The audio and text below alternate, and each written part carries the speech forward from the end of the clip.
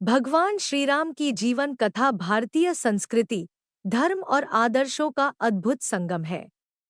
उन्हें मर्यादा पुरुषोत्तम कहा जाता है क्योंकि उन्होंने जीवन के हर क्षेत्र में मर्यादा, सत्य, धर्म और कर्तव्य का पालन किया।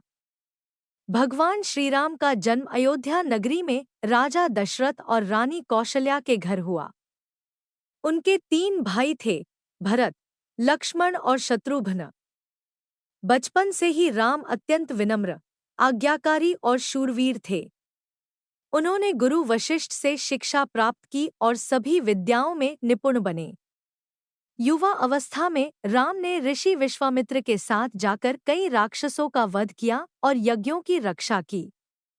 इसके बाद वे मिथिला पहुंचे, जहां राजा जनक की पुत्री सीता का स्वयंवर था।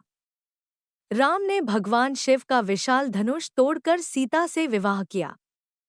राम के जीवन का सबसे महत्वपूर्ण मोड़ तब आया जब उनके पिता दशरथ ने अपनी पत्नी कैकेयी के वचनों के कारण राम को 14 वर्ष का वनवास दिया। राम ने बिना किसी विरोध के पिता की आज्ञा को स्वीकार किया और अपने धर्म का पालन किया। उनके साथ उनकी पत्नी सीता और भाई लक्ष्मण भी वन में गए।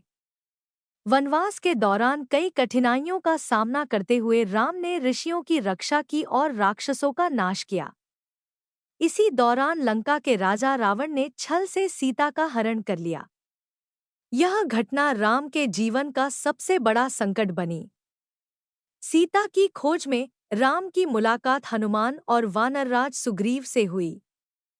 हनुमान जी ने समुद्र पार करके लंका में सीता का पता लगाया और राम को उनकी स्थिति बताई।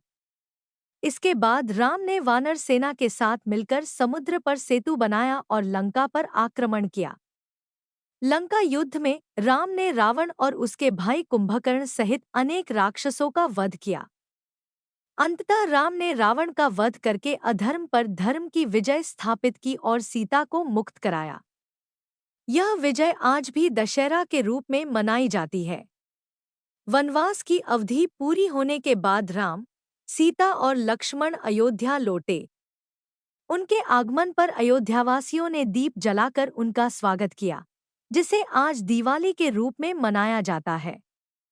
अयोध्या लौटने के बाद राम का राज्याभिषेक हुआ और उन्होंने आदर्श शासन स्थापित किया, जिसे रामराज्य कहा जाता है। उनके शासन में प्रजा सुखी, समृद्ध और न्यायपूर्ण जीवन जीती थी। राम ने हमेशा सत्य, धर्म और न्याय को सर्वोपरि रखा, चाहे इसके लिए उन्हें व्यक्तिगत कष्ट ही क्यों न सहना पड़ा। राम का जीवन हमें सिखाता है कि कठिन परिस्थितियों में भी हमें अपने कर्तव्य और धर्म का पालन करना चाहिए। वे एक आदर्श पुत्र, आदर्श पति, आदर्श भाई और आदर्श राजा के रूप में पूजे जाते हैं। यही कारण है कि उन्हें मर्यादा पुरुषोत्तम कहा जाता है। इस प्रकार भगवान श्रीराम की जीवन कथा केवल एक कहानी नहीं, बल्कि जीवन जीने का मार्गदर्शन है, जो हमें सच्चाई, धैर्य, त्याग और कर्तव्यनिष्ठा का संदेश देती है।